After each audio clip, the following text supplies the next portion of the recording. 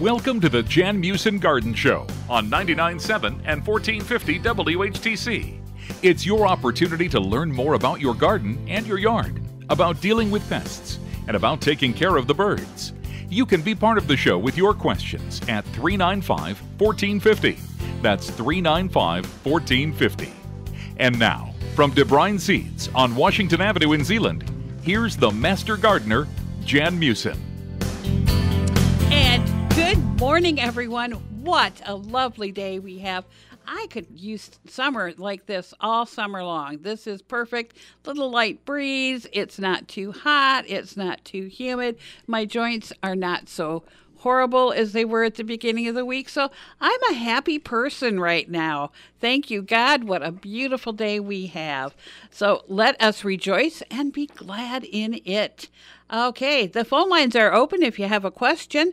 616-395-1450. 616-395-1450.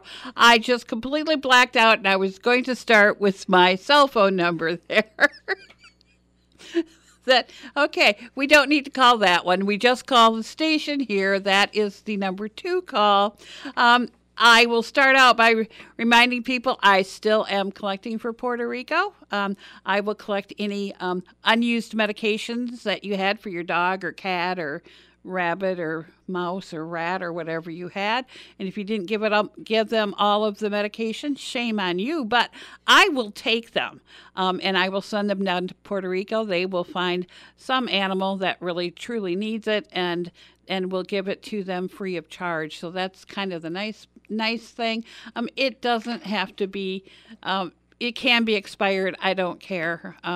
They'll take anything, any kind of dog, cat, whatever medication, or if your medication also, if you didn't use all the medication your doctor prescribed, I will gladly take it. Also bandage material, S-Black, KMR, as well as bottles, pet supplies, gently used collars, something like that. Flea and tick medication, the shampoo. I don't really care. Dog and cat stuff, I take it. And just bring it to DeBrine Seed. Leave it with one of the guys. Tell them it's for Jan or for Puerto Rico. They'll know what to do with it. They get enough of it. That's not a problem. I've cleaned off my table and sent some stuff. So I now have room again to accept more. So let's keep that rolling in. And another thing, have to remind you of the 2024 DeBrine Pet Calendar. I am starting to put that together. So I need all of your dog and cat pictures, please. I need your name and the dog or cat's name or whatever you've got. Goldfish, whatever. I'll take it. If it's your pet, I want a picture of it to put it in the DeBrine calendar. You get a free calendar. I will have those ready usually before Thanksgiving. Last year, I think I had it even before Halloween. So you never know. The sooner I get the pictures in, the quicker I can start putting them together and getting them all assembled into the calendar. So you can email them to me at DeBrine Seed. So it is debrineseed@gmail.com. That's DeBrynseed@gmail.com. Just send me your pictures. I'd love to see them all. They're so much fun. And I will acknowledge when I get them. So if you don't get acknowledgement, just give me a shout and say, hey, Jan, I sent pictures in. Didn't you get them? That's the best thing to do. But yes, get those down if you want to. If you got the original pictures and you don't have them on your computer or on your phone, bring them in to DeBrine's. I'll quickly scan them in. So then I've got them in and give you back the originals. I don't need to keep your original picture. Just need a good scanned copy of your pet, and we'll get it in the calendar. I need to have it by the end of September, please, so I can put it. It takes me a while to get it all down. Usually do it at night at home, and sometimes I just want to go to sleep. So I just need some time to get it all together and get it printed. Well, we print it at the store, so it's way fun, folks. So yeah, hope you get your pictures in. Dan sent me his pictures already of his dog and cat, Gordon and Wally. They're absolutely adorable pictures. So yeah, let's see if we can beat Dan's pictures for cuteness. So now MSU Extension is doing something called Foundations of Gardening, and it's open now for registration until September 1, and there's only so many spots, so you have to register at MSU Extension pretty quickly. It starts out with a practice session at 10 a.m.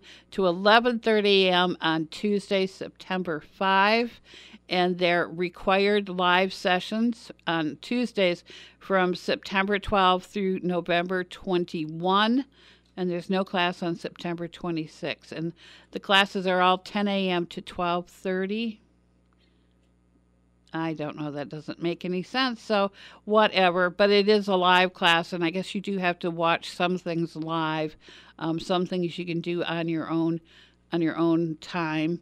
And it costs $350 per person, and that it's an electronic format, so you can print up whatever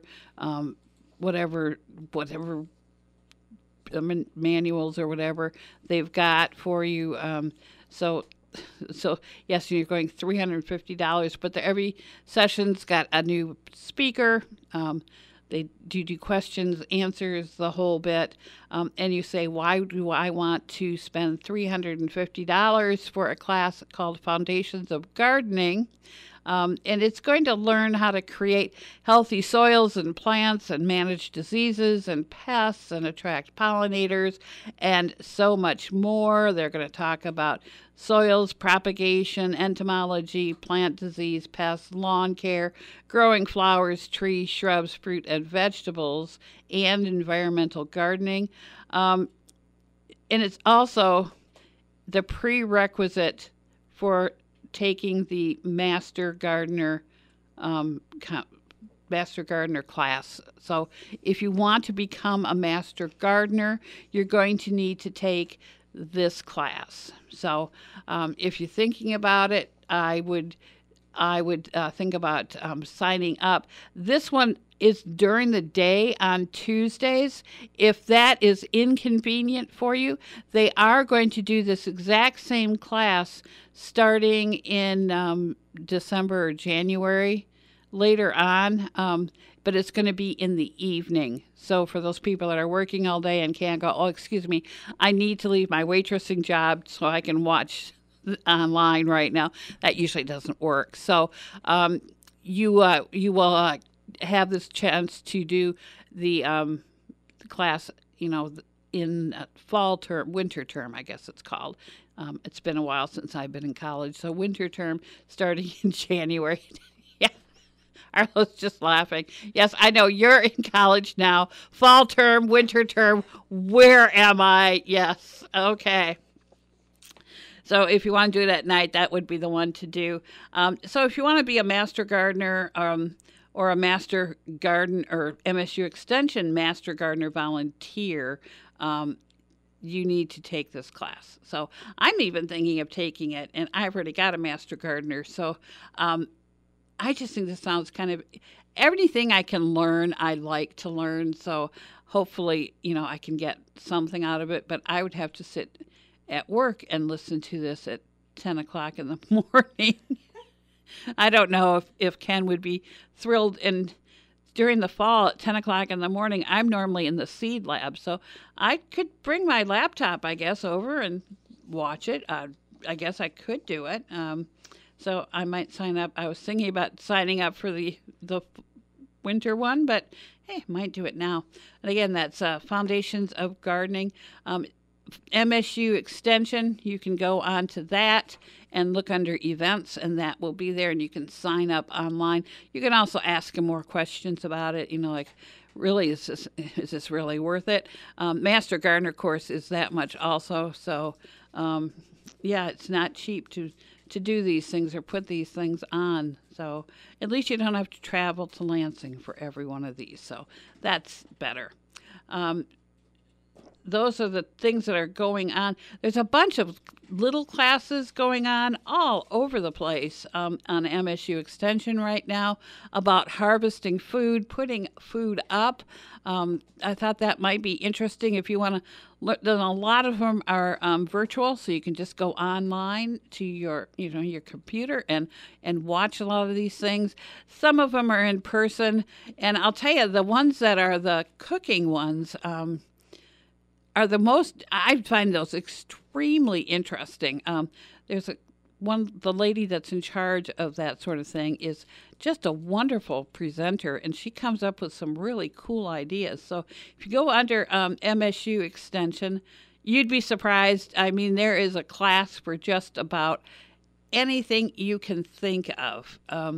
And a lot of, again, are online. Some of them are just in certain counties. So you might want to look at what's in Ottawa or Allegan County.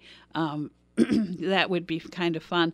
But I've always enjoyed all of their classes. They're well put together. You do learn something.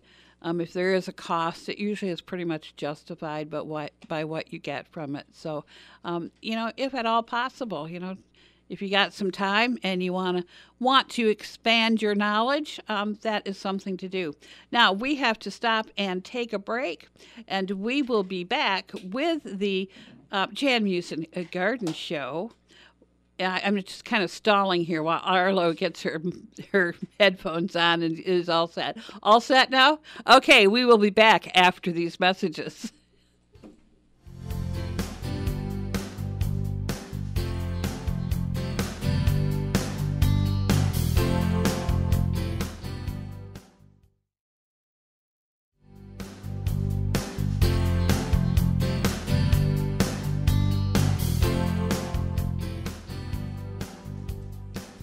Okay, she just pointed at me. So I guess we're on again. The phone lines are open, 616-395-1450. 616-395-1450 is the number to call if you have any questions. I was just telling Arlo I had it with my beans. I've done with them. I keep picking them, and I'm just done with them. My freezer is full. I don't need to eat another meal of yellow beans in my life, as far as I'm concerned.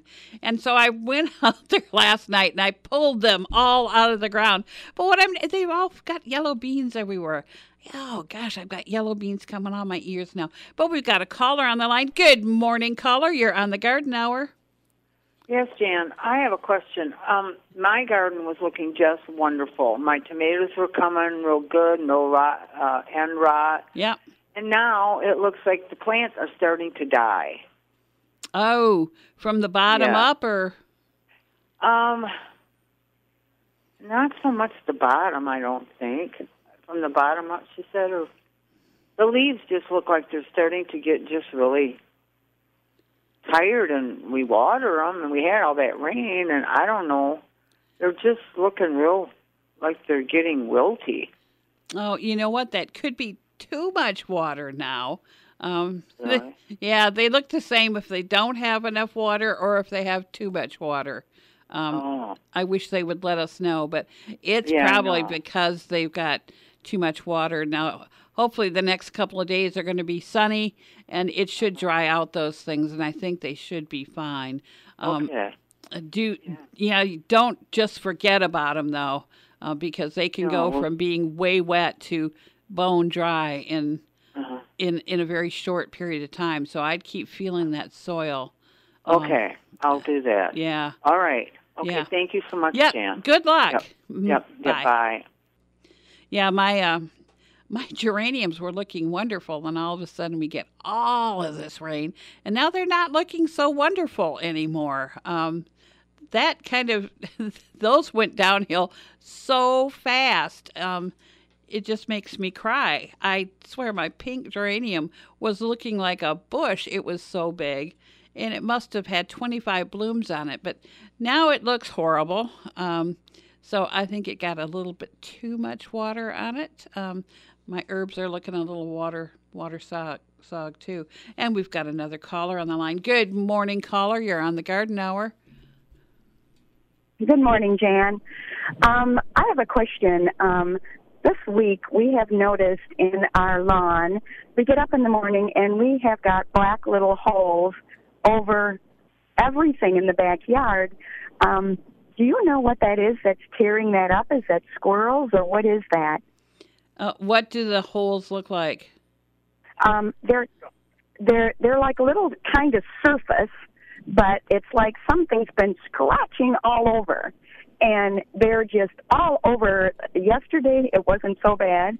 I mean, it was bad enough. But this morning, it was just terrible, an area probably 20 by 20. And they're just little black areas that they've been scratching like little holes over that whole area. Well, you know what little skunks do is little skunks will stick their nose in the ground. And then, if you'd watch them, and then they use their little front claws, and they go around in a circle with their nose in the ground. So they have a hole in the ground, and it looks horrible all the way around, but they're looking for bugs in the ground. Oh, okay. So, we weren't sure if those were squirrels, or my husband said this morning, he said, I think it's skunks. And he was right. Yeah, I said, well, maybe we ought to set a camera up and take a look. But, what do you do? Get rid of the grubs? Is that what you do? Yeah, right now I would put some Dilox down. It's spelled Dylox. And that is like one of the only things that we've got anymore for in-ground insects. So I would get that on the ground and water it in well. And once they're not there, the skunk activity should die down. But it's really fun to watch them if you can stay up in the middle of the night. And it's really comical to watch them circle around. I watched it when I was fascinated by it. I didn't think to yell at them to get the hell out of my yard, but it was so much fun to watch them. Oh, well, like I said, yesterday it wasn't too bad, but this morning, oh my goodness, they had a huge area that they just had made a mess. Yep. So, okay. Now, will that harm? We have some little barn cats that run out. Is that poisonous for them? No, it is not. You need to water it in the ground, and once it's watered in, it's dry. It's perfectly fine for the little barn cats. Oh, okay. Yeah, because they run over that area too. Yep. Okay. Well, thank you so much, Jan, for your help, and have a nice day. Oh, you too. Bye-bye. Oh, it's the beginning of skunk season. I didn't think it was going to start so soon, but they're obviously hungry. I don't know that if it's anything like, it seems like I've had an explosion of everything I could possibly have. I've got more raccoons than I really want to know about. I've got rabbits everywhere, chipmunks everywhere. So I guess there's skunks everywhere too, and everybody's looking for something to eat. So if you had some problems with that in the past, I guess I would get the Dilox down sooner rather than later, because your time is coming that they will hit your lawn again too. Can't always be so happy that they're always going to hit her lawn, so they have to move on after she's gotten rid of them. So being a little forward thinking here does work well. Now, I have been told that it is time to listen to the news, I guess, and something else, I'm not quite sure, but we will find out right after this.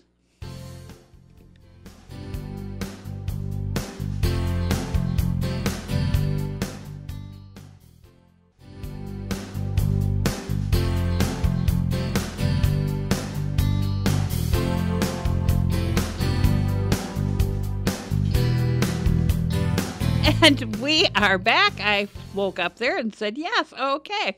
Phone lines are open, 616-395-1450. 616-395-1450 is the number to call. Big sales going on at DeBrine's. 40-pound black oil sunflower right now, if you get in there before 3 o'clock this afternoon, it is $16.98 a bag for a 40-pound bag of black oil sunflower. That is the sale of the summer, folks. But Monday morning, that price goes up. So if you want the $16.98 sale, it is until 3 o'clock today. Don't worry, we've got plenty. So you might want to stock up on black oil sunflower at the $16.98 price. You remember when it was $22.98? It wasn't that long ago. So this is a great price. I was reading about the sunflower market. Seems like there's an awful lot of bugs out there. Bugs I had never heard of that bother all the sunflower fields out in the Dakotas and Minnesota. It's kind of interesting to read the sunflower forecasts. It's not going to be as good a harvest as I thought it was going to be, but these bugs are everywhere. And they're reducing the harvest. So don't really know where all those things came from. Maybe from lack of rain. I'm not quite sure. Kind of odd. Maybe the heat of the summer did it. Not quite sure, but it'll be interesting to see what black oil does once they start harvesting. Okay, well, another special we've got going on at DeBrine's Bonide's mosquito beater. If you buy a quart of the ready-to-use, you get the backyard fogger for free. So you might want to come in and get that. Excuse me. I got a catch in my throat there. I know we haven't had a huge problem with mosquitoes this summer. There's a little bit. If I sit out too late at night out on the deck, then I'm going to get some. And I remember when I was teaching school in India, those night mosquitoes are the ones you really have to watch out for. So I would run back inside when those things come out. What's going on at DeBrine's is grass seed and food plot seed. That's the two things that are going on. Everybody's putting in a lawn or some patches or something. This is the time of year to do it. This is the best time of year to do it. The days are getting a little shorter, so it's a little bit cooler. We have a little more rain than we've had all the rest of the summer. So it really does help get that grass seed up out of the ground, as well as the food plot seed. My goodness, people are planting everything. I love it. We got those carts at DeBrine's. They'll go into the field seed and the grass seed room, and they will fill these carts up. Now, I want 5 pounds of turnips, and I want 5 pounds of rape, and I want to take a pound of clover, and let's take a 50-pound bag of rye, and let's do buckwheat, and they've got everything in those things. It's funny to watch how much science they're trying to put into mixing all this stuff. We do have a mixture, the DeBrine deer and wildlife mixture. It's a good mixture. It's got alfalfa and clovers and all kinds of fun stuff in it. But you can get all those things singly too. So, hey, you can make your own mixture, I guess. But that's another thing that's a really hot area at DeBrine's. Some areas are a little hotter than others right now. Grass seed room, field seed room, those are really hot right now. And the little garden seed, that is going like crazy too. A lot of people are putting in some fall crops of lettuce and radishes and spinach and kale, peas. I am putting my peas in tomorrow. I finally ripped out all my beans. That was a chore in and of itself. You got to rip those things out. For only being in the ground 3 months, those things have a root system that you can't believe. And I'm trying to pull them out of the ground, and the cat's bored. And I'm like, I'm busy. And it's done. That's all I can say. It's done. They're taken care of. Everything's on the compost pile. We're all set now. We can start with some peas for the fall. I always look forward to that. I always look forward to whatever I'm planting. As long as if it's been in there for 3 months, I am so over that now. So, but my onions are looking fine. They're looking like they might start to fall over. I've got some good-sized onions there. I'm all excited about that. I haven't done onions in so long that this is going to be just a cool thing. I know, and I've been using them, a lot of them, as green onions right along, and it's been fun to do that. I haven't done onion sets in so long that I just had to try it again, and they are as easy as, I think those are probably the easiest things you can possibly do, is put onion sets in the ground. I don't think I've done anything else to it outside of hoeing around them a little bit. But they've been really easy and really fun. We've also been sending out a ton of soil tests. This is a great time of year to send out a soil test to get the results in. We send it out to A&L Lab. We need a good cup of soil, and we need it from different areas in your plot of ground, whatever you've got. Take it at the level where the roots are of whatever you want to plant. Grass seed, the roots are pretty shallow. Field seeds, they get a little deeper. But take it from the root zone and mix it all up together into like a cup of soil. Cottage cheese container or something like that would be great to bring it in. We will send it out. You just tell us, hey, I want to do blueberries with this one, or I want to do a lawn with this, or I want to do just a home garden with this. They'll give you recommendations of what you should plant, and then we can go over it with you and tell you okay, this is what you need for this, and this is what you need for that. It's really helpful. And it's kind of nice to know, especially if your soil pH is really out of whack, it's always nice to know you can start, taking care of that in the fall, whether you need to lower it or increase it or decrease it. You can start to do that in the fall. It's going to probably take you more than 1 year, but at least you got it started and you know what the problems might be, because of that. And you've got it. You know where it is, and you might want to in 3 or 4 years do another one and see if what you've done has done any good, and see where you're going. See if you're going to, if you're making your soil better for your plants, and that's what we really want to do. And I've had a lot of people that they're so scared of Roundup or anything like that, but they will want the 30% vinegar solution. Please do not put that on your plants. It gets in the soil. It does not break down. Our soil chemicals like Roundup and things like that are meant to break down. They break down within a week into other compounds that are harmless to your lawn. The vinegar does not. It makes your soil sterile. So we don't want that. So please, gasoline, anything like that, no, don't put that on your lawn. Okay, now with that, we're going to take a break, and we'll be back with the Jan Meeuwsen Garden Show after these messages.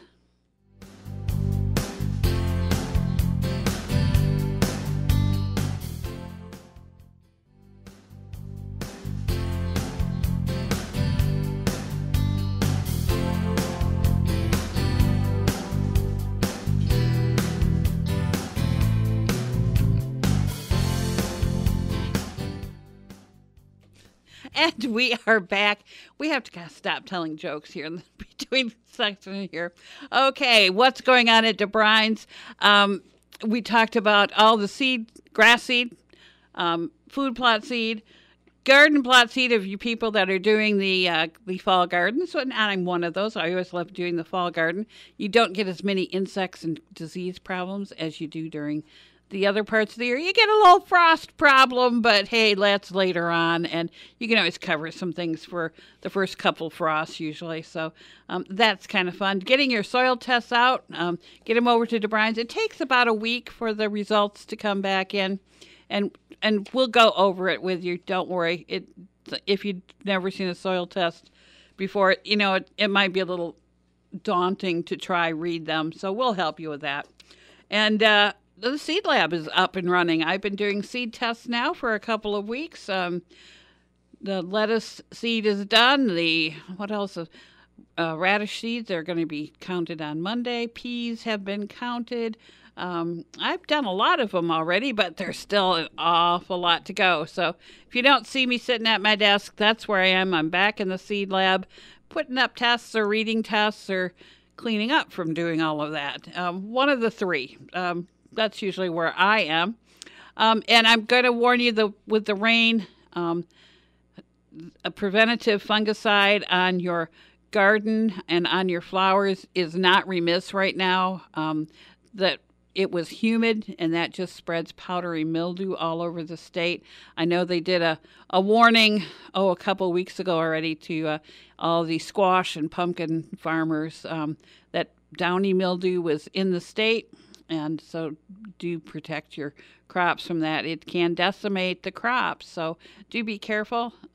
And powdery mildew can kill your plant. It might look like someone's just, dumped some baby powder on your plant, but what it does is it covers the plant with the white fungal things, and then the green chlorophyll can't work because it's covered. And if that doesn't work, your plants aren't fed. So if my plants did have powdery mildew on them, is there a way to rescue them once that's happened, or you just have to accept it? Well, you hopefully get them before they're completely gone. The fungicides will help prevent it from spreading any further. They don't cure it, but they will prevent it from spreading. So, I've got a little bit in my zinnias right now, and I did spray them down, and it has not gone beyond that first little bit. So if you get it in your zinnias or wherever, you might want to think about spraying that right now. Lawns right now, you're not remiss. If you always get brown patch or fusarium blight or any of those, you might want to put a fungicide down right now. Just on those areas you need it. You don't need to put it down on the whole lawn. If you're just, that one section of your front lawn always looks bad, put some fungicide down on that and water it in and get it so, your plant has that added, it's like a vaccination, I guess, so it doesn't get anything. That is always good to do. You're never going to say no to that at this point in time in the year. And then, again, like the skunks, like the rabbits, like everything else, there is an overabundance of deer, and they are eating everything. A friend of mine is a landscaper, built a new house, put all deer-resistant plants, that's what he thought, all around his house. And the deer have eaten everything right down to the ground. He has to start from scratch all over again.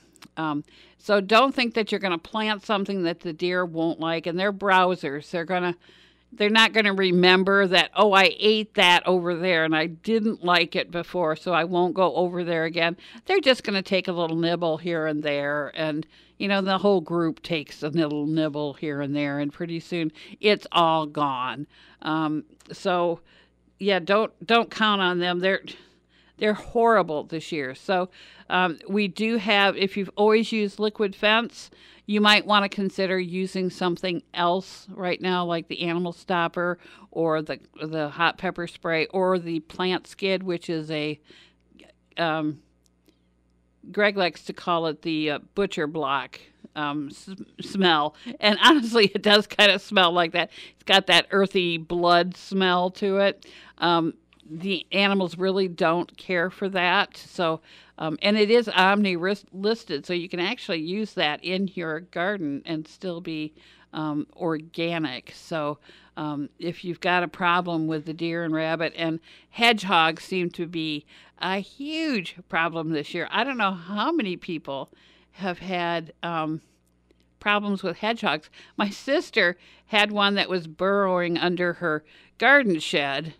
So she put a trap out yesterday afternoon, and she came in the house, and they had put watermelon they had soaked that in vanilla extract, and she came back in the house and was looking at it, watched the groundhog come up out of the ground, and was smelling in the air, and then, just walked right into the cage, and that was it. So... yeah, got caught within a half an hour of her putting out the trap. So if within an hour, the hedgehog had a new home over a river. Remember, don't let it off just in the neighbors. Yes? So are these groundhogs or hedgehogs? Well, Groundhogs, I guess we call them around here. Okay. They're not hedgehogs like you see the little. Like the spines, it's Yeah, like the no, gopher kind of things? No, these are. They look like large rodents. Okay. Is what they look like, and they can. They love beans in your garden. They love to eat the beans. I wish I'd had them for mine, but I don't have any groundhogs. So, but yeah, if you don't have a fence around your garden and have the fence so it's down in the ground, because they do burrow. They can actually burrow under a fence with no problem whatsoever. And for such a big animal, it's the size of a small cat, or maybe even a large cat. It can get through a very, very small hole in a fence. I'm always amazed at. And once it's got a hole, then the rabbits can get in, and everybody else can get in too. So it does make a difference to take the time, when you're putting the fence up around your garden, to actually dig a hole in the ground, burrow that fence, a good foot down in the ground all the way around your garden. So those little guys, they burrow down and whoops, I just hit a fence. Or you can electrify the fence. Most people don't want to do that because of kids. I guess we all have to we did that as a dare when I grew up. I grew up on a farm, so we would dare each other to touch the electric fence. So I have done that in the past, stupidly. But you can do that, put that up around your garden. There's different ways, but I mean, sometimes it's not feasible to put it up around a garden. And some people actually, the raised beds are nice, but, a lot of those animals, rabbits can get up a lot higher than what you think they should be able to get up, especially when you see how little they are. But, yeah, that's always kind of fun. But, yeah, and that just leads me to another story of what I did this morning. I always fill the bird feeders, and I've always got ducks out in my backyard. And my bird feeders in the backyard are very busy little places. And I've always got it's a little rabbit that eats a little bit of the food that's fallen out of the feeder. I don't mind him. This morning, I'm looking out the window, and the rabbit's like right there looking at me like, please bring some more food out here. And the ducks are all there, and the little birds are sitting in the bushes looking at me, and I'm okay. And I went and opened up my thing with the bird feed, and that's right. I was supposed to bring bird feed home last night. I had not one little nibble of bird seed. So I'm walking around. I went up to my kitchen. What in the world can I feed these poor things? And I had some corn on the cob that wasn't very good, so they got that. I cut up a bunch of carrots for the ducks. But the poor little rabbit, I didn't know what to give it. So I had these cat treats that my cat didn't really care for. So I thought, why not? It's like cat food. I'm sure it would eat that. I don't think that would hurt it. So this morning I scattered out cat food and corn on the cob and carrots for my birds. I didn't really have any fruit that I really wanted to share with the birds because I know they love fruit. They love grapes and things like that. But I wasn't about to part with that. But I would part with the carrots. And the corn on the cob, that wasn't really good. So that's what they're eating today. I felt like a fool throwing out cat treats, but I threw it out, and I closed the screen door behind me and looked out, and there's that little bunny is just right there eating the cat treats. So I hope he enjoys them because my cat wasn't liking them, and I was going to dump them. So something for them to eat. I'm going to have to remember to bring home birdseed today, or I'm going to really have to cook something up. I know the birds like hard-boiled eggs, and there's a bunch of stuff in the kitchen that I can give them. I'm going to probably have to cut up some fruit for them or something. But I didn't have much time. The cat treats, they look like I'm That neighborhood cat that walks around too, he might like that too at night. And my cat would get more excitement out of the neighborhood cat walking around. He gets exercise that way. He can run from window to window watching him walk around. So, okay. You're going to tell me I don't have much time left. I want to talk about, what do I want to talk about? Harvesting potatoes. You harvest the potatoes once the vines are dead. That's usually the best way to do it. That will harden up the skins so that when you dig down, they aren't gonna be nicked or whatever. So it's usually best to wait until they die back, and then when you dig out, you go around the plant plus add a good foot all the way around and dig those out. So if your plants have died back already, you can fine go ahead. You can dig them for new potatoes, but you got to have the flowers on top, otherwise you have no potatoes down in the ground. So and there's different lengths of potatoes, and depending on when you plant them, there's early, mids, and late. So you might be able to harvest your potatoes already. So you might want to take a look at your potato patch. We need to talk about when I'll next be here. I will be here next Tuesday at 8:30 in the morning with Dan for the garden party. And then I'll be back from 10 until 11 with Gary on Talk of the Town on the Garden Hour. But I will be back here next Saturday. This one's the most important one. I'll be back here next Saturday at 11:05. And this is Arlo's last week. I don't have another female here again. It's just going to be all guys and Jan for a while until Arlo comes back, and that would be nice. But, she's got school, she says. So, yes, we will allow her a little bit of school time. But until next week at 11:05, go green. Go white. You've been listening to the Jan Meeuwsen Garden Show on 99.7, 1450 WHTC and WHTC.com. If you wish to hear this or other programs hosted by the Master Gardener from De Bruin Seeds in Zeeland, check out the podcast section of our website, WHTC.com, and listen or download for free. The Jan Meeuwsen Garden Show is a presentation of 99.7 and 1450 WHTC.